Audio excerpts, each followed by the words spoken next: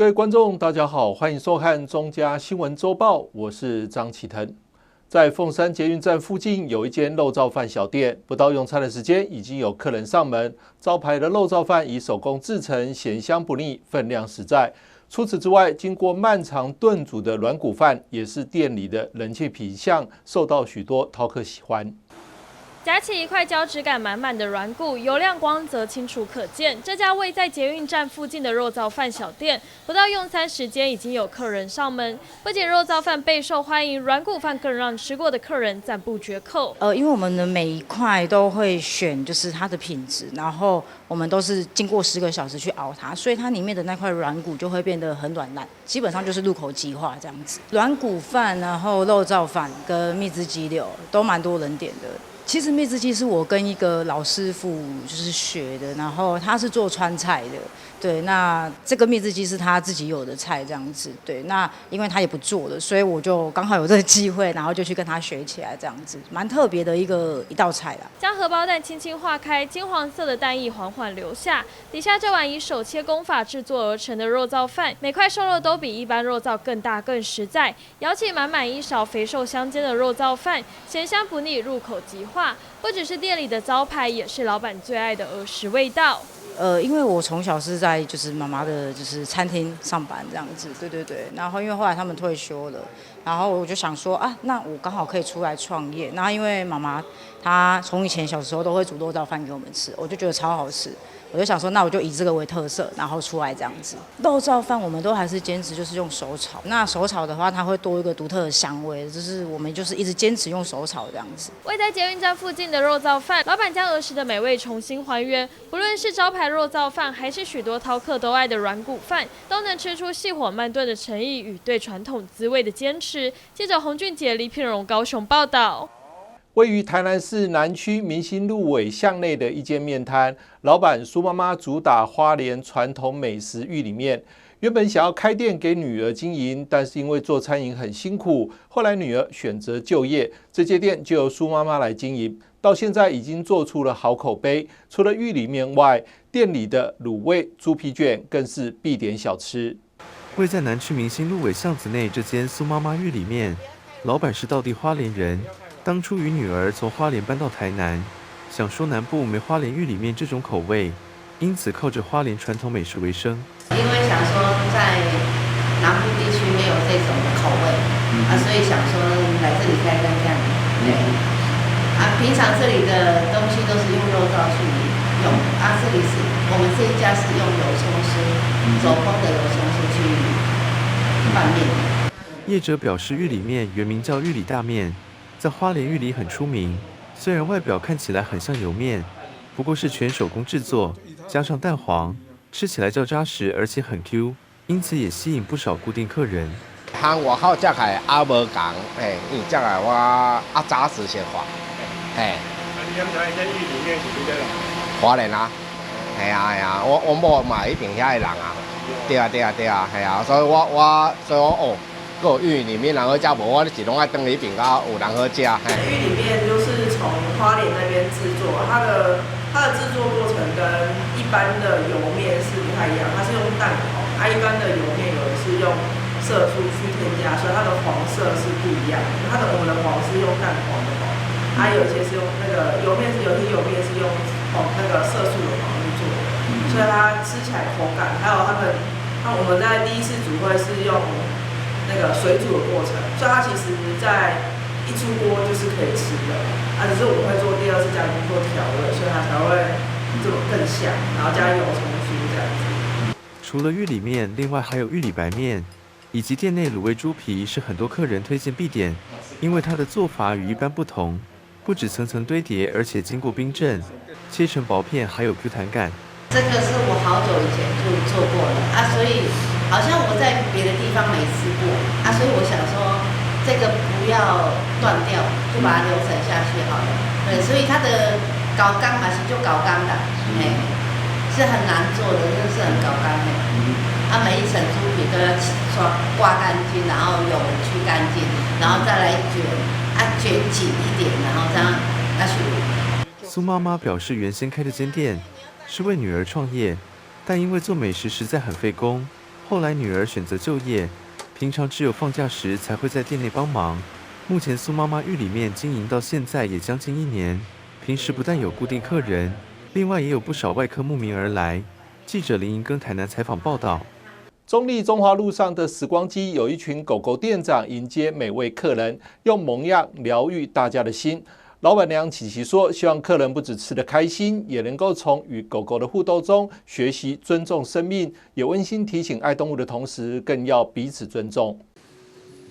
还没正式营业，门外已经有定位的民众等候。狗狗店长们立刻跑到玻璃门前，用萌萌的模样向客人打招呼，请大家等待片刻。这家位在中立区中华路上的时光机是在地少数的宠物友善餐厅。这家店不仅提供餐点，更是一个让人放松与毛小孩互动的疗愈空间。老板娘琪琪说，毕业后就开店创业，但当初经营的不甚理想，于是让自己养的大狗狗们来店内跟客人互动。没想到附近的社区民众反应良好，所以就让狗狗们来上班当店长。第一只养的狗它叫秋生，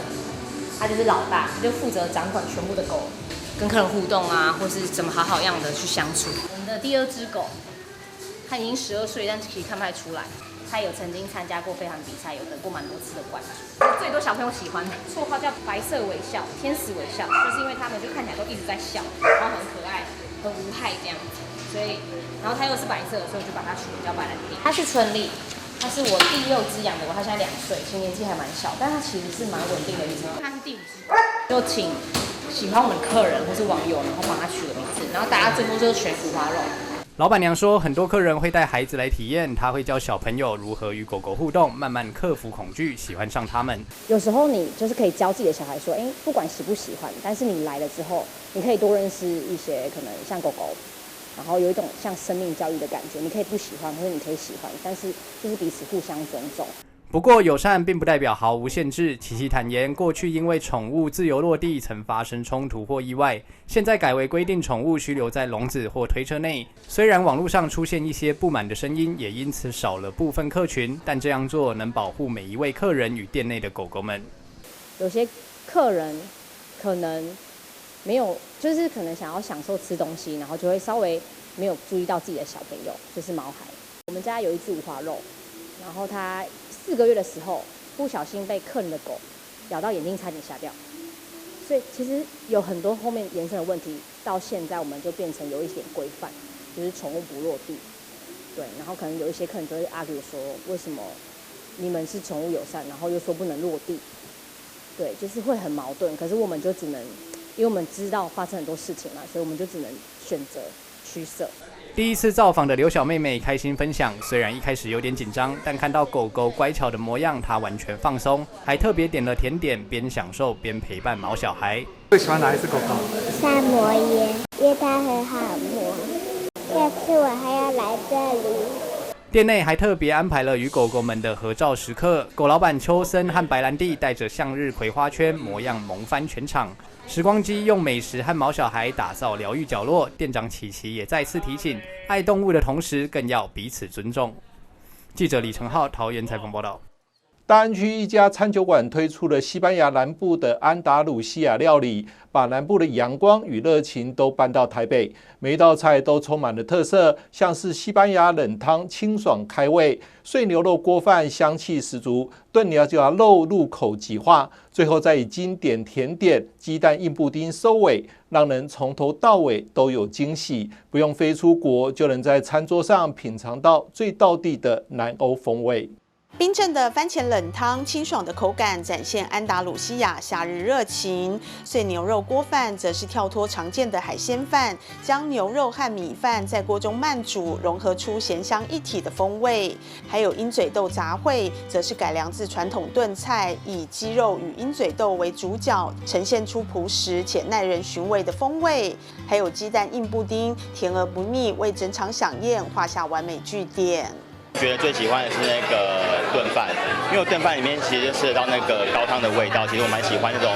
吃到米心的感觉。那整个味道吃起来是很清爽，也很好吃。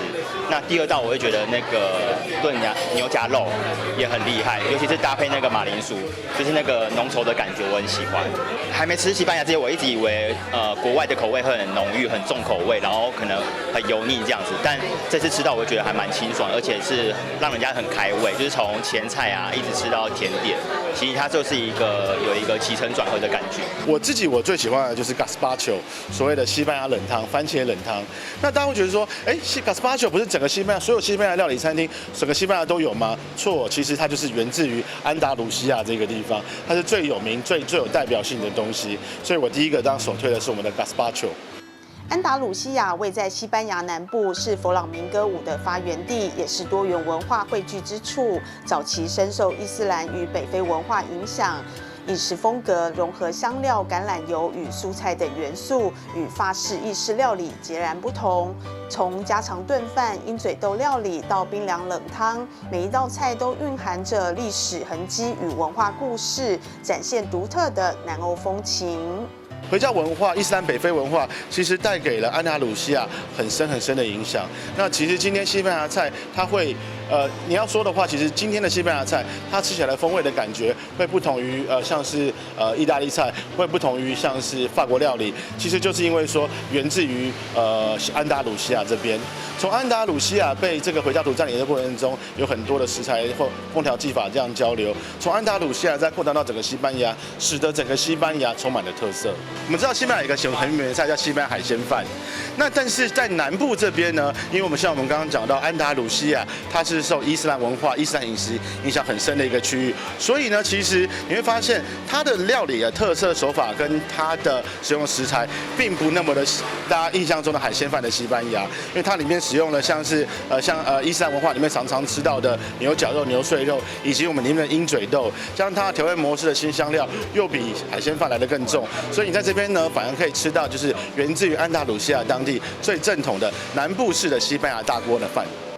从开胃汤品到经典甜品，安达卢西亚料理不仅让人感受西班牙南部的热情与浪漫，也让异国文化在餐桌上鲜活呈现。而现在在台湾就能体验味蕾旅行，透过一道道料理，感受多元饮食文化交融的深厚底蕴。记者林希慧台北报道。进入农历7月，基隆中元祭系列活动陆续展开。在海洋广场有一场中元祭开灯祈福活动，点亮港都夜空，带您一起来看看。3、2、1，点灯，启动！我们今年的话，就是有几个主题哈。第一个就是吴姓太仆公哦，他是我们的吴氏的一个祖训的始祖啦。他这个等于说他禅让给那个周朝的那个我们知道的文王那是武王，然后他到南部里面就另外的在那边生活，然后就子孙繁衍下去，就是我们姓吴的这个一个最早的来源。这样对，我们除了传统的这些平安灯以外，我们希望说能够再加一点这个现代的元素，所以我们就一方面放传统的凤跟龙跟凤翔，那当然也是还有一个就是改变机器人，还有一些让姓吴吗？没有，那个就是让小朋友来的时候可以有一个高兴，知道说我们现在基隆那个中元祭要到了。这场基隆中元祭的开灯祈福活动，市长谢国良、立委林佩祥跟议长秘书、多位议员等府会贵宾都共同来参与，相当热闹。同时也安排精彩的艺文团体演出，吸引许多民众来到海洋广场观赏。我的纸飞机呀飞呀飞，飞到了我的童年。那时的母亲还没长出白发，人群中如此耀眼。I'm fabulous.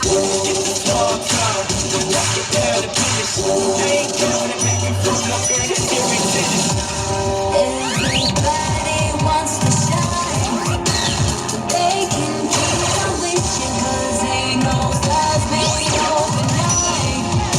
特别要提到今年主普的吴姓中亲会承担重任，热情付出。我知道他们其实已经忙了1整年了，从去年交接过后，他们就投入了非常多的心血，是不是？我们掌声也谢谢我们吴姓宗亲会的各位宗长，谢谢大家。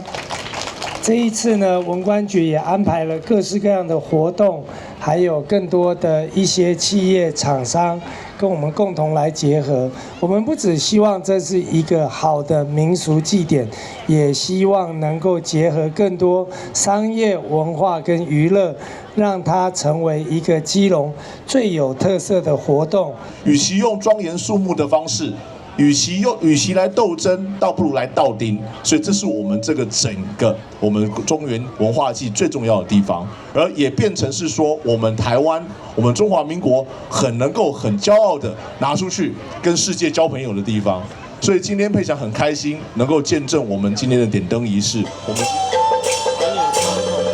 现场还有中华民国传统民俗文化协会跟雷神坛联手的北管演出。我们的成员有我们中华民国传统民俗文化协会的理事长谢志峰谢理事长。大家好，大家好。我们特别的也感谢我们雷神坛的李腾龙李大师他已经6代都在传承这个北管了每一年的祭祀科仪都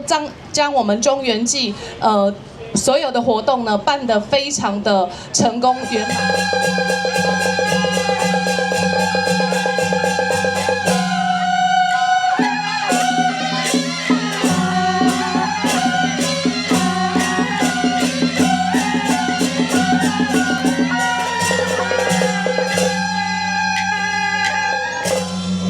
天上新鲜户，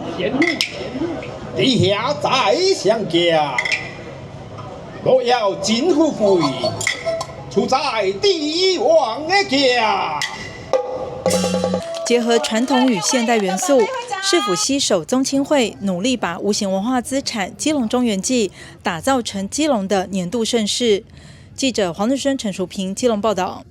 桃园市政府携手新生代创作歌手派伟俊，为桃园量身打造的原创音乐作品《After Landing》，以寻宝为主题，串联石门水库、大溪老街、宇内溪温泉戏水区、草罗沙丘与关西早礁等景点，期待透过年轻创作者的音乐视角，展现桃园多元文化与观光魅力。套上梦想的披风，远方的路陪你走，好像未来在闪烁，绽放精彩的烟火。桃园市政府携手周杰伦、子弟兵新生代创作歌手派伟俊，亲自作词作曲，为桃园量身打造原创音乐作品《After Landing》，曲风轻快明朗，旋律易于传唱，并融入创意巧思，充分展现青春活力跟桃园的城市美丽，而且歌词跟 MV 都一再的展现了桃园之美。我们今年呢很高兴邀请到新生代的创作歌手，他是周杰伦的徒弟叫做派伟俊，他是目前新生代创作歌手一个非常具有代表性的艺人那这一次我们跟他合作有3大个亮点第一个亮点就是说这首歌 After Landing 是他为桃园量身打造全新创作的一首歌曲那第二个亮点就是说他自己也是我们这个 MV 的男主角那透过他的视角寻访了桃园很多很有特色，而且也非常有人气的，甚至有一些秘境都由他亲自去探访。那第3个亮点，派伟俊小派呢也会在我们8月30号的第1届珍珠海岸国际音乐节登场。除了演唱这一首我们城市主题曲之外，他也会把他自己个人演唱会才会出现的一些桥段跟福利一起搬到我们的这个音乐季的舞台上来跟大家分享。After Landing 将桃园的景色、美食跟故事交织，带领听众展开一段惊喜不断的寻宝之旅。歌词也巧妙融入桃园好赞的长头诗，致敬这座充满活力的城市。派伟俊也将在珍珠海岸国际音乐节现场演唱这首桃园的全新城市主题曲，也希望透过小派的音乐跟年轻世代产生共鸣。我们这一次的合作也是看重小派年轻有活力的这样一个形象，刚好跟桃园城市的特质很类似哦。因为我们桃园是6都唯一一个人口正成长的城市，然后我们的平均年龄也是最低的，只有41岁不到哦，所以也是在这样的出发点之下，我们来做一个很好的合作，希望把这样的年轻的有创意的气息带给大家。After Landing 以寻宝为主轴，串联石门水库、大溪老街与内溪温泉戏水区、草踏沙丘跟关心早教等景观。桃园市新闻处表示，这不仅是一首城市主题曲，更是一把开启探索桃园的钥匙。期待透过年轻创作者的音乐视角，展现桃园的多元文化跟观光美丽，吸引更多民众以轻松有趣的方式重新认识桃园，亲身体验这座城市的故事跟风采。记者1团报道。台南连晋普济殿王巡角日前在渔光岛举行送王仪式，烧化王船的隔天，马上就有内行人来挖宝。最具价值的就属龙墓内的6枚龙银，以及船头铜镜内的5枚五帝钱，其中4枚龙银被一对夫妻寻获，相当幸运。在鞭炮声中烧化王船，普济殿睽违180年王巡教，熊熊烈火奉送持斧千岁，代天巡守。船轨倒下的那一刻，象征圆满完成。而王船烧化后，通常会剩无法化成灰烬的物品，其中最具价值的就是龙银以及五帝钱。咱这个东镜内底有含了5帝钱，内底这拢是阮的网络内底当有着。这个东镜内底有孙子、孔乙、雍正、乾隆、嘉庆，有这5个皇帝帝王钱安置内底。当初打造王船时，会在左右2侧龙墓内分别安入3枚龙银，象征天地人。船头狮头铜镜内则安入5枚五帝钱，成为名副其实的帝王之船。内行人会判断船首方向，划定范围后，再用金属工具挖掘。今天早上9点多，Q， 有 Q 是了先 Q 等一下，下晡因为早去用管理员讲袂使 Q， 上烧，所以佮照等。下晡4点外那个来。捡到的东西不是它的金钱的价值，是它物质上180年我们再也遇不到的那种价值。来自安定的一对夫妻，一口气找到4枚龙银。记者实地在现场也找到1枚，另1枚则是被高雄的李先生寻获，相当幸运。王船灰烬范围很大，要找到10元硬币大小的龙银，根本是大海捞针，就看跟神明有没有缘分。记者苏怀谈的报道。历时1年，香蕉码头整件活化工程已经接近完工。高雄市工务局保留香蕉棚仓库50年代的建筑特色，将建物改建为共享办公室。目前确定已经有多家 AI 创新科研团队进驻，高雄港区将迎来第2次的港区再生。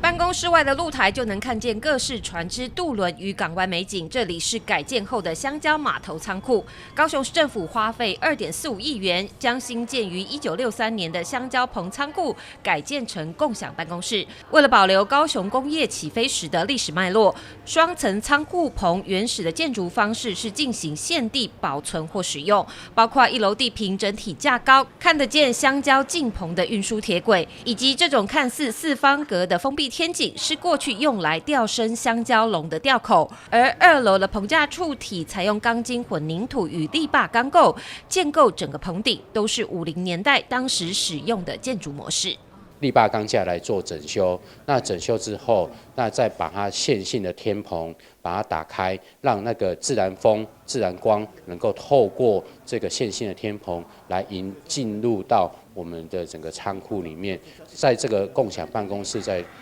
办公的时候，也可以走出去外面看外面的那个海边的风景。那另外我们还有保留那个铁轨的文化的铁轨的运输，那也把它保留在地坪，并没有去破坏到它。建物中央为公共空间与通往2楼的楼梯，1楼靠街道已经确定由中华电信承租，外侧前方海湾区为台湾股王信华科技，后方为辉达协力厂商 Link Vision 承租，博尔港区将跃升为 AI 软体重镇。建物活化工程以崭新的风貌，结合历史的记忆与历史的现代的设计，在正式完工蜕变之后，不仅保留着港区特有的文化意象，也融入了创新科技与空间美学。市府为了辉达量身定做这栋建筑，这里便是辉达的高雄的办公室，融合观光、休闲与智慧产业的重要节点，为市府推动港区再生与城市转型的重要里程碑。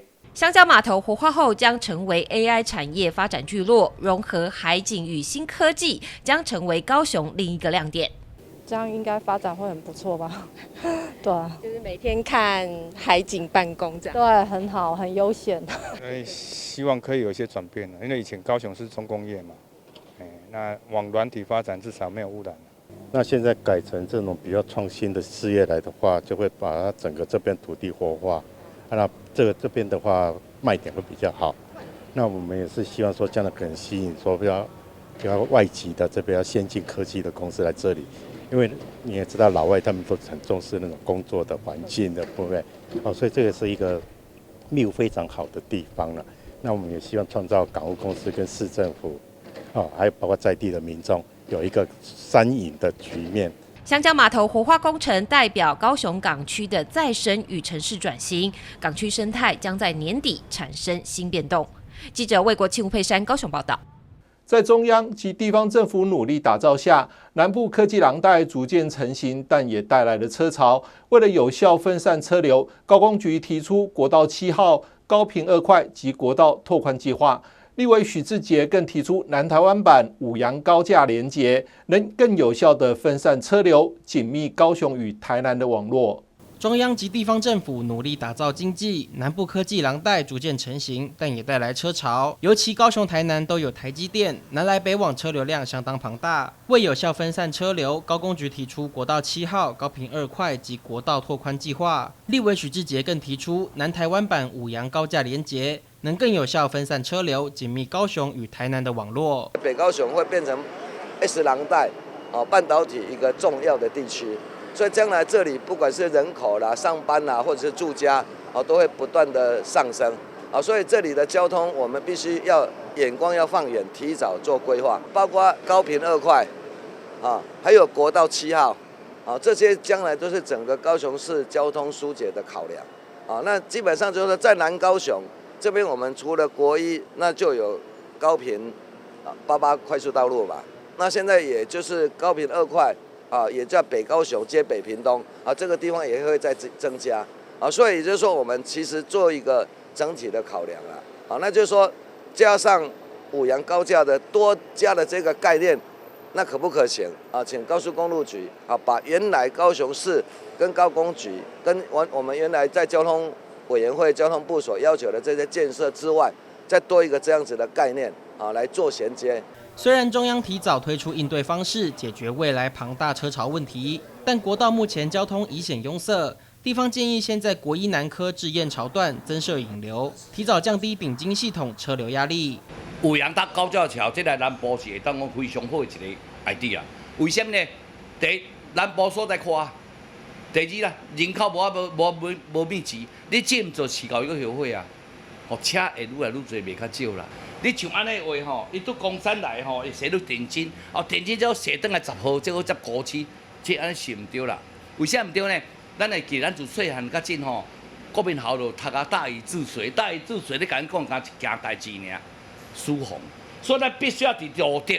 甲公山这南科交流道遮紧的，这条路已经规划好紧拍来甲燕巢遮，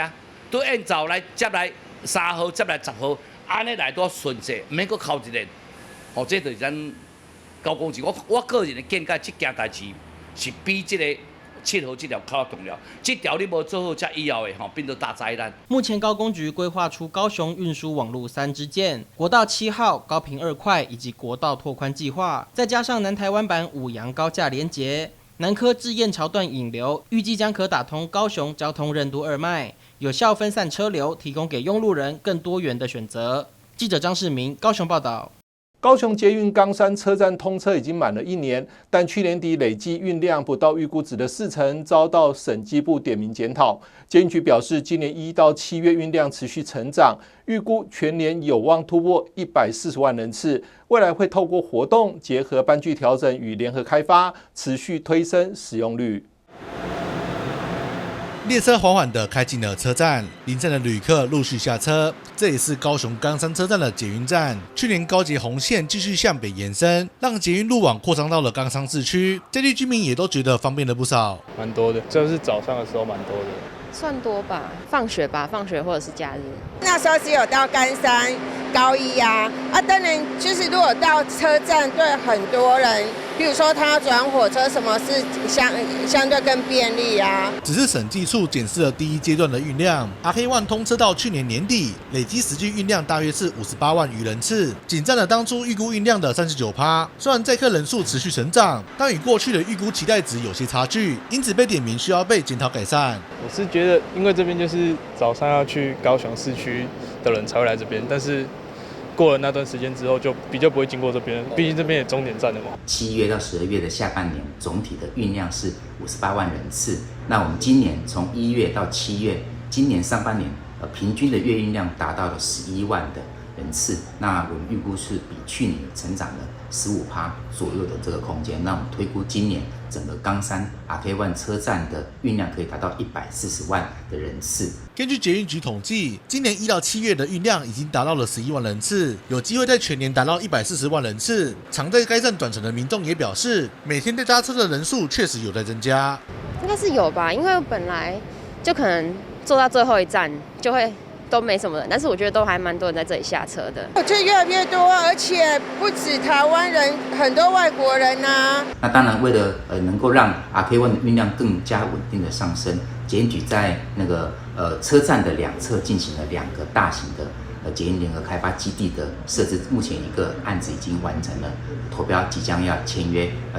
即将要进行动工。2个基地完成之后，我们预估可以引入525户的居民，也渴望增加冈山的总人潮。那我们会有2000人在捷运站的周边，运量渴望能够再次的提升。高捷北延工程已经陆续推进，冈山站也结合站体周边的联合开发案，有机会持续再带动运量。捷运局表示，未来会持续配合 T-Pass 政策，鼓励大众多加利用，也会强化转乘机能，并活化站体区域，持续吸引更多人潮搭车。记者传军高雄报道。民进党新北市议会党团日前提案普发4.6万元，议长柴氏交由新北市政府研究办理。新北市长侯友宜受访回应表示，尊重议会讨论，但是不接受混淆视听。议会并没有通过，而是由议长直接交给市府研议。侯友宜进一步指出，市府现在财政上确实有很困难的挑战，但是他会跟所有议员一起共同面对，大家同心齐力推动新北市的建设。发现金，还税于民，还税于民。民进党新北市议会党团昨天提案普发新台币4.6万元，议长蒋根煌才是将交由新北市府研究办理。对此，新北市长侯友宜今天上午出席新北市好日子爱心大平台感恩会，面对媒体提问时表示，尊重议会讨论，但不接受混淆视听。新北市长侯友宜强调，市府现在财政上确实有困难的挑战，新北市人均预算是6都最少，加上中央删除地方政府一般性补助款。计划型补助款又要求减少，再加上财划法没有下来，目前没有多余的钱。尊重议会，但是昨天是混淆视听。那其实昨天议会并没有通过，是由议长直接就交给我们市府来做研议。那市府现在目前面对的是，财政上确实有很困难的一个挑战。我们在人均预算是6都最少的，一般性补助款，帮我们也删了，至于计划型的补助款又要减少，再加上财划法没有下来，尤其我们现在累计的短数是887亿，我们怎么还有多余的钱呢？尤其我们面对新北市在这么样的窘困的财政底下，我相信我们会跟所有的议员，大家一起共同面对如何来做，让新北市的建设发展我们大家同心齐力，做出有利新北市的长远的发展。而新北市议会国民党团书记长王威元和新北市议员林国春则进一步解释，表示目前这只是一般性提案，由议会转给市府研议，没有经过议会议决的程序。我们议会上呢，如果议员一般性的提案，就由议会呢转到市政府去研议，这就是一般的一个议员的提案。那昨天民进党的他们的就是这样一般性的提案。那如果议会要议决，那才是要进入到议程，那个是重要的议案，那要有议会的议决。昨天没有经过议会议决的程序，单纯就是一般的议案由议会转给市政府，所以是民进党提案转到这个经过议会转到市政府研议，议会并没有做任何的决议，所以这个是意义上、位阶上完全是不一样的事情。议会的议决，议员如果表决通过，那才是议会的议决。所有议会里面只要连署6个人，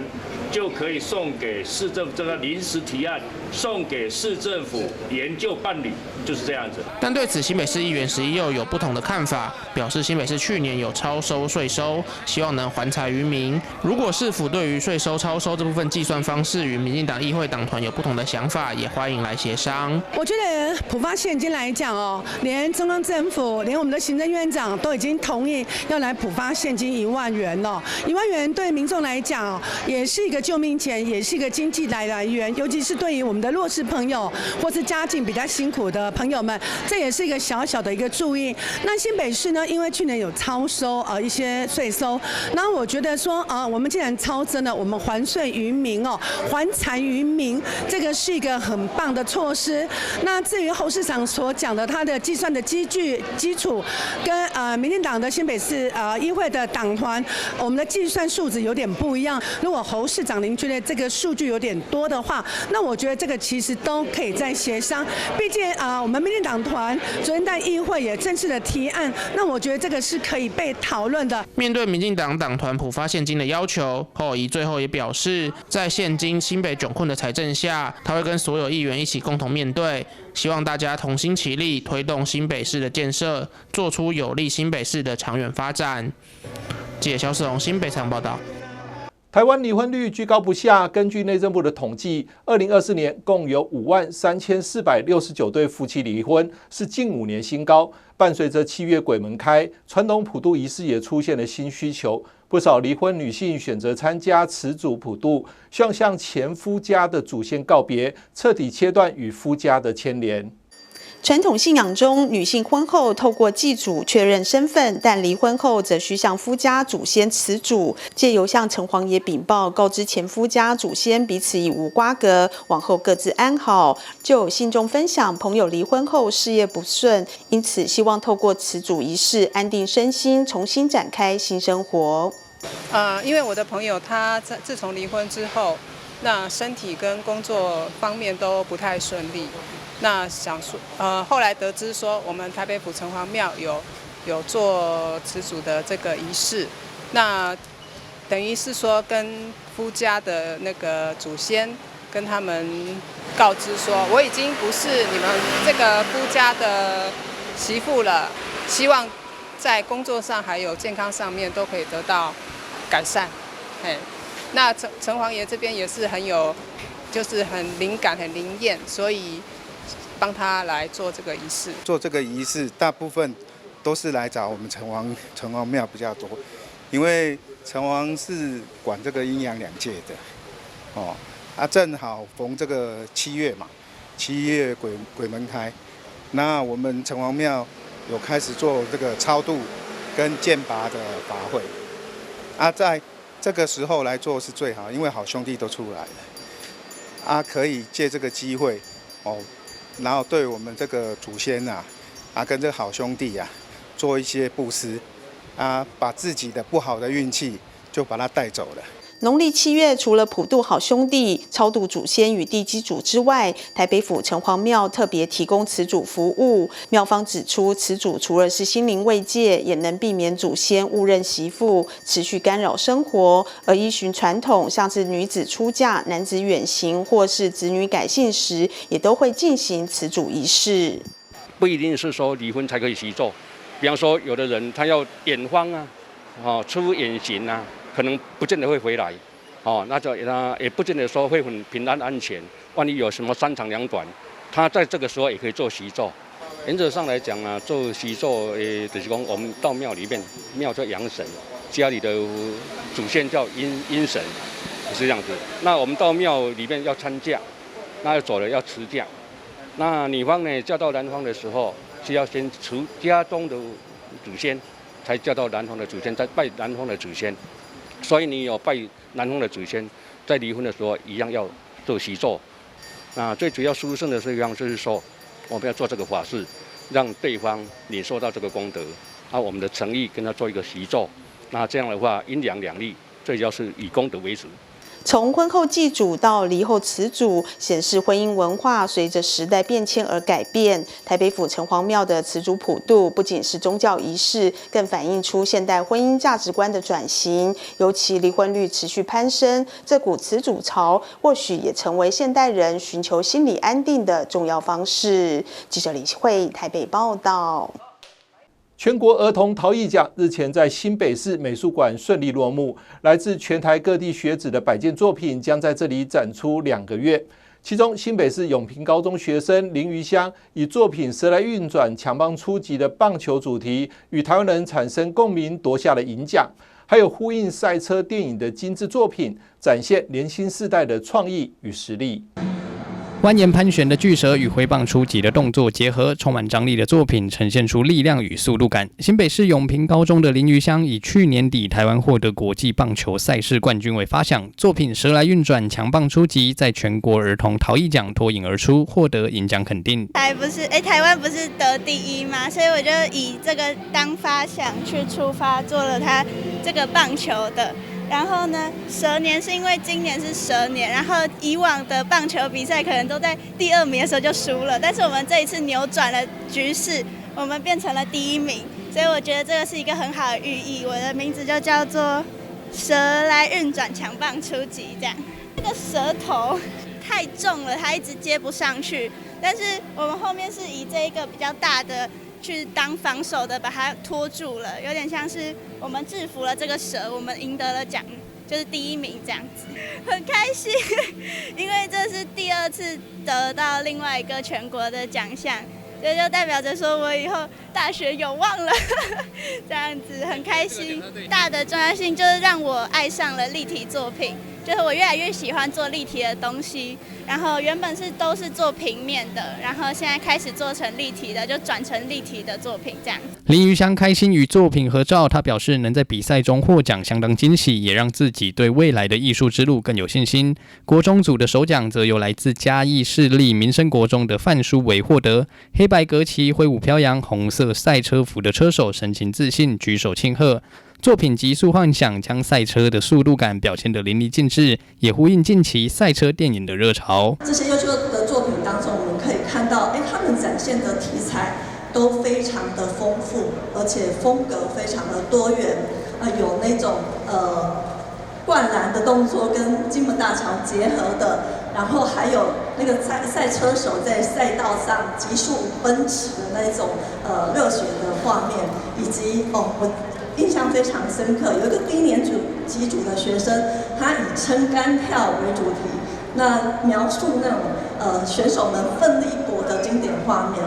都可以看得出孩子们透过这些艺术的创作来展现艺术的生命力。超过100件的作品将在新美馆展出到9月底，精致的做工让第一天到场的观众啧啧称奇。欢迎大家到场共襄盛举，看见孩子们的创意及坚持，也把陶艺文化传承下去。记者施凯文新北采访报道。北台南家福中心有一场温馨感人的谁来午餐感恩餐会，主角是来自中华医事科技大学餐旅管理系3年级学生陈宏文。今年5月，宏文与恩师黄玉文代表台湾前往韩国首尔参加国际厨艺竞赛，勇夺主菜展示与个人伴手礼展示双料金牌，为国争光。现在他特别回到北台南家福中心，用他的料理手艺感谢他生命中的贵人们。自幼父母离异，由陆籍的母亲一路拉拔宏文和弟弟长大。宏文国中时接触到餐饮，在南营商工奠定了烹饪基础。高职毕业前就已取得7张证照，升上大学后，洪文继续精进在厨艺上的功夫。2024年在新加坡国际厨艺挑战赛中，荣获3项个人及团队金牌奖。今年更在韩国举办的国际厨艺竞赛上，再次拿获2面团队金牌，厨艺实力备受肯定。有了好成绩的他，更懂感恩。这次特别回到长期关怀协助他的家福中心，用料理的功夫感谢他生命中的贵人。我很感谢北台湾家福中心提供我一切的一个经费的协助，让我可以顺利的前往国外参加比赛，那也荣获了不少佳绩。那有北台湾家福中心的帮忙，可以让我更勇敢的追梦，让我可以去外面追逐我的一个梦想。也要感谢我的妈妈还有弟弟们在背后全力的支持着我们，让我们可以不用担心家里的一些困难，然后我们可以无忧无虑的前往国外参加比赛，也荣获了不少的一个成绩。北台南家福中心福幼委员会特别颁发了奖学金给洪文，鼓励他持续朝梦想前进。做我们这个北家福，我们北台南家福的孩子们的最佳的这个后盾，然后希望能够透过北家福中心委员会的这个扶持之下，然后让他们能够朝他们的目标迈进，然后让他们能够让他们朝目标，然后让他们能够逐梦，然后让他们能够圆梦。我们也非常开心我们家福人帮助的儿童虽然他们每一个人背后都有不一样的辛酸的故事，但是我们觉得只有教育才能帮忙他。那教育是一把开启他以后美好人生的钥匙有了他才会有资源。那我们也希望联合社会大众那善心人士跟有能力的人，我们一起来帮忙这些弱势的儿童。家福中心表示，教育是对孩子开启美好人生的一把重要钥匙。透过教育协助儿童获得知识并得以成长，是他们人生奋斗中不可或缺的重要资产。中心也特别感谢社会各界爱心人士投注资源，让家福弱势儿童可以有翻转命运的机会。台南新闻张硕维采访报道。慈利时尚美学管理协会连续第5年举办创意美学设计工艺竞赛，今年包括精油皂、生活手工艺以及永生花等，共有125件创意作品参赛。协会表示，透过手作课程，希望让周高龄参赛者除了学习第2专长、有比赛的舞台外，甚至有机会开创职场第2春。在南区乐龄中心的长辈以陶笛、竖琴等乐器优雅演奏声中，为1年1度慈利时尚美学管理协会的创意美学竞赛揭开序幕。会中来自彰化、云林和台南的参赛者，总共125件作品都呈现在彰南里活动中心。其中精心制作的手工精油皂，各种丰富的造型令人惊艳，美得像艺术品。另外，各种日常生活用品，透过拼贴或是彩绘，不只增加美观和价值，更是独一无二的文创用品。这种巧思的装饰正符合创意美学的概念。我会来参加这个比赛，是因为我有兴趣，而且这个如果我在深入的研究的话，我可能可以开班。希望说在这边能够取到经，那也能够互相的交流，对竞赛者创意的空间，让得奖者能够有自我的肯定。那这些手作都是应用在生活上会用得到的，所以我们才办这种比赛，让他们在未来职场或者说想要创业或私下接订单、斜杠都可以做一些很好的一个比赛的一个竞争力。当然，这么多参赛作品，协会除了动员许多经历丰富的专业老师来裁判，并一一接受议员林美燕颁发顾问证书，感谢他们为活动公益付出，也为高龄社区的课程尽一份心力。我们是希望说他可以动手动脑，然后发挥创意，也可以互相联络感情。那这些东西呢，除了美观之外呢，我们还是非常的实用。慈利时尚美学真的是一个就是在社区也就扮演着非常好的就是角色。那我们大家能够把一些生活化的东西融入进来，美的东西。比赛到了尾声，南区区长肖秀华也亲自到场颁奖，肯定协会提供舞台，让大家一展才艺。因有学习过的长者一起集结起来，然后参与这样子的一个才艺的一个公益比赛。那未来除了让他们对这方面有更大的一个兴趣以外，那也透过这样的比赛，能够让他们获得一个肯定，更加有成就感。这场比赛不只是一场竞争，也是创意美学的交流和合作，希望一年比一年更有看头。记者郭文吉台南报道。以上就是这一周的中嘉新闻周报，谢谢收看，我们再会。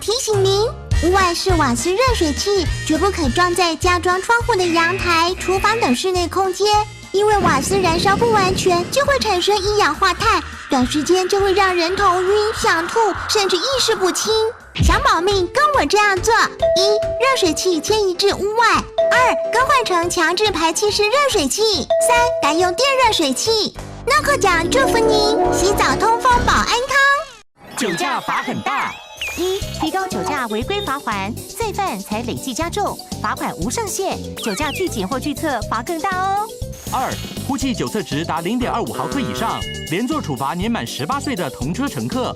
三、酒驾再犯、拒检及拒测再犯，肇事致人重伤或死亡者，没入该车辆。四、酒驾重新考照，需强制加装酒精锁，找别人代吹也不行，要罚6000至12000元哦。五、未完成酒驾防治教育或酒瘾治疗，不得再申请考照。